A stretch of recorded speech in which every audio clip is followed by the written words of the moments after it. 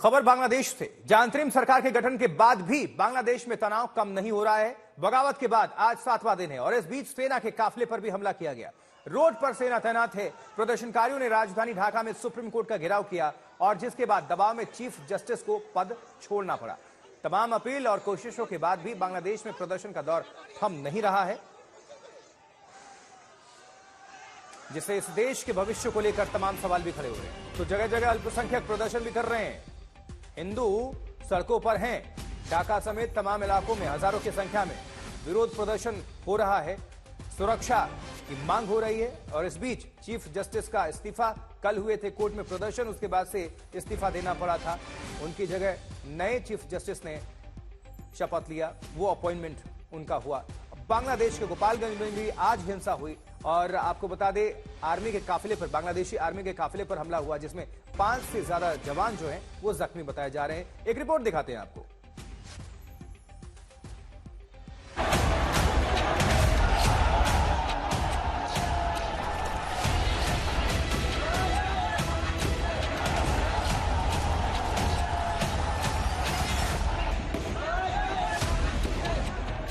बांग्लादेश में गुस्सा थमा नहीं, बांग्लादेश में आक्रोश रुका नहीं। पहले पीएम को बेदखल किया, सुप्रीम कोर्ट तक पहुंचे प्रदर्शनकारी, चीफ जस्टिस ने छोड़ी कुर्सी, अब सेना के काफिले पर हमला। चुनौतियों से घिरे हैं सरकार के प्रमुख यूनुस। ये ढाका की सुप्रीम कोर्ट के परिसर की कुछ घंटे पहले की तस्वीरें हैं। प्रदर्शनकारी अपने अल्टीमेटम के मुताबिक ही सुप्रीम कोर्ट में जा थमके, जमकर नारेबाजी और प्रदर्शन किया। दबाव में चीफ जस्टिस ओबैदुल हसन को पद छोड़ना पड़ा। 5 और जजों ने भी इस्तीफा दे दिया। खबर ये थी कि चीफ जस्टिस ने फुल कोर्ट मीटिंग बुला ली है। इसके बाद प्रदर्शनकारी भड़क गए। सैकड़ों प्रदर्शनकारी सुप्रीम कोर्ट में दाखिल हो गए। गुस्सा आरक्षण को लेकर आए शीर्ष अदालत के फैसले पर है। এজেন্ট হয়ে তারা এখনো কাজ করছে, অর্থাৎ এই দেশের জনগণের, আপামর জনগণের বিরুদ্ধে কিন্তু এখনো তারা কাজ করছে। তারা কিন্তু মূলত এই বিচার বিভাগকে ধ্বংস করে দিয়েছিল। এখন এই জনতা যেহেতু রাষ্ট্রকে স্বাধীন করেছে, এখন তারা এই বিচার বিভাগকে দেশের জনতার বিচার বিভাগে পরিণত করার জন্য এখানে যারা বিচারকরা আছে তাদের বিরুদ্ধে তারা এখানে আন্দোলন সংগ্রামে এসেছে। चुनी हुई सरकार के बाद अब न्यायाधीशों के खिलाफ यह गुस्सा बता रहा है कि भारत के पड़ोसी मुल्क बांग्लादेश में बगावत के बाद आज 7वें दिन भी सब कुछ ठीक नहीं है। अभी तक छात्रों से लेकर वहां की आवाम सड़कों पर है। पुलिस मोर्चा छोड़ चुकी है और सेना ने मोर्चा संभाल रखा है। सड़कों पर आवाजाही कम है और जगह जगह बख्तरबंद गाड़ियां खड़ी हैं। सेना के जवानों ने मोर्चा संभाल रखा है। इस बीच खबर है कि बांग्लादेश के गोपालगंज में सेना के काफिले पर बदमाशों ने हमला कर दिया, जिसमें 5 जवान घायल हो गए। जाहिर तौर पर नई सरकार के नेता यूनुस के लिए बड़ी चुनौती है, खास तौर पर इसलिए क्योंकि अल्पसंख्यकों पर हमले हो रहे हैं।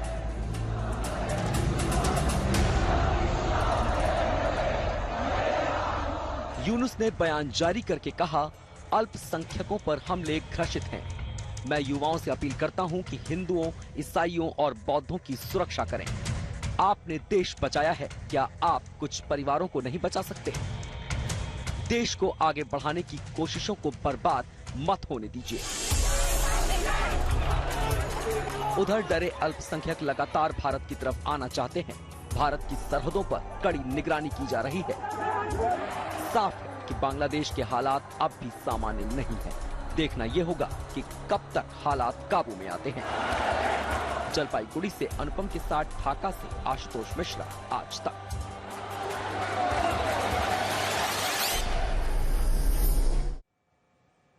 आज तक सीधे आपको बांग्लादेश से हालात की खबरें दे रहा है। आज सुबह वहां क्या कुछ हो रहा था, आपको दिखाते हैं आशुतोष मिश्रा की रिपोर्ट। भारत का पड़ोसी देश बांग्लादेश, अगर मैं आज कहूं कि राजधानी ढाका में पुलिस नदारद है तो आपको हैरत जरूर होगी। लेकिन बीते दिनों बांग्लादेश के में जो घटनाक्रम हुए हैं उसके बाद सबसे ज्यादा भरोसा लोगों का अगर किसी पर टूटा तो वह है पुलिसिंग व्यवस्था पर। जब यहां आंदोलन हो रहा था, विरोध प्रदर्शन हो रहे थे, तब पुलिस पर आरोप है कि उन्होंने शेख हसीना सरकार के इशारे पर बर्बरता दिखाई थी, हिंसा हुई थी, गोलियां चली थी, लोग मारे गए थे। और जैसे ही शेख हसीना देश छोड़ करके भागी, सबसे ज्यादा डर उन पुलिस वालों को लगा कि सरकार बदलेगी और जो लोग सड़कों पर थे उनकी जान को खतरा हो सकता है। और इसीलिए आज मेरे पीछे ढाका की इन सड़कों पर आपको पुलिस नहीं दिखाई देगी। यहाँ पर छात्र हैं, यहाँ अलग अलग संगठन के लोग हैं, यहाँ सेना है। सड़कों पर पुलिस को सेना ने रिप्लेस कर दिया है और अब बांग्लादेश की जो पुलिस है, सिर्फ ढाका नहीं बल्कि देश के ज्यादातर इलाकों में उन्हें अपनी जान का खतरा है। वो शहर छोड़कर या तो लापता हो गए हैं, दूर कहीं जाकर के छिप गए हैं। हिंसा की घटनाएं हुई हैं, पुलिसकर्मियों के घरों को तोड़ा गया है, उनके खिलाफ हिंसा हुई है, कई पुलिसकर्मियों के मारे जाने की भी खबर है। और इन सब के बीच ढाका में जो स्थिति है वो न तो संभली है, न फिलहाल अराजकता की ओर है, लेकिन ये बांग्लादेश का भविष्य तो कम से कम नहीं है। और हाल यह है कि बांग्लादेश पुलिस हेडक्वार्टर की हिफाजत भी सेना कर रही है। अब यहां से आपको दिखाते हैं ग्राउंड रिपोर्ट। गोपालगंज में चूंकि जब वहां पर सेना की कॉन्वॉय जा रही थी, 5 से ज्यादा जो सैनिक हैं वो घायल हुए हैं। और आप समझिए कि ढाका शहर में तो फिर भी हालात सामान्य हो रहे हैं, लेकिन जो बाहरी इलाके हैं, दूसरे जो जिले हैं और खासकर यहाँ से 50 से 60 किलोमीटर की दूरी पर, मसलन ढाका में आप देखेंगे तो आपको चहल पहल दिखाई देगी, जहां तहां लोग दिखाई देंगे। हालांकि ये जो डेंसिटी है, वॉल्यूम जो आप देख रहे हैं सड़कों पर, ये कम है। और अगर मैं आपको बताऊं मैं इस समय कहाँ हूं, मैं हूं इस समय ढाका में पुलिस हेडक्वार्टर पे। लेकिन पुलिस हेडक्वार्टर की हिफाजत इस समय बांग्लादेश की सेना कर रही है। आर्मी सड़कों पर तैनात है और ये पुलिस हेडक्वार्टर की निगरानी कर रही है, यहाँ की सुरक्षा कर रही है। दरअसल जब प्रदर्शनकारी यहाँ से निकले तो हेडक्वार्टर की बिल्डिंग पर आगे पत्थरबाजी हुई, कई जगहों पर शीशे तोड़े गए, वहां पर हिंसा हुई। और ये भी एक सच है कि ये शायद इकलौता इस समय ऐसा देश है जहां की पुलिस नदारद है। वो उन्हें अपनी जान का खतरा है कि प्रदर्शन के दौरान गोलीबारी हुई थी तो जनता अब उसका बदला लेगी। अब आप सोचिए कि ये पुलिस हेडक्वार्टर है, अंदर आपको यहाँ पुलिसकर्मी नहीं दिखाई देंगे। इसकी हिफाजत कौन कर रहा है? इसकी हिफाजत यहाँ की सेना कर रही है, कुछ प्राइवेट सिक्योरिटी कर रही है,